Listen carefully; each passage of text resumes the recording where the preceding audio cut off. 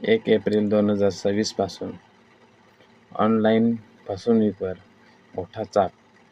Digital payment आता खरंच सुरक्षित झाले आहे का? तर देशात डिजिटल पेमेंटचा वापर झपाट्याने वाढतोय. म्हणून UPI, फोनपे, गुगल पे यासारखे ॲप्समुळे व्यवहार सोपे झालेले आहेत. पण दुसरीकडे ऑनलाईन फसवणुकीचे प्रकारही वाढले आहेत. लोकांचे लाखो रुपयाची फसवणूक होत आहे. तर आता सरकार आणि बँकांनी मोठे पाऊल उचललेले आहेत. नवीन सिक्युरिटी सिस्टीम, OTP व्हेरिफिकेशन आणि AI मॉनिटरिंग लागू केलेले जात आहे.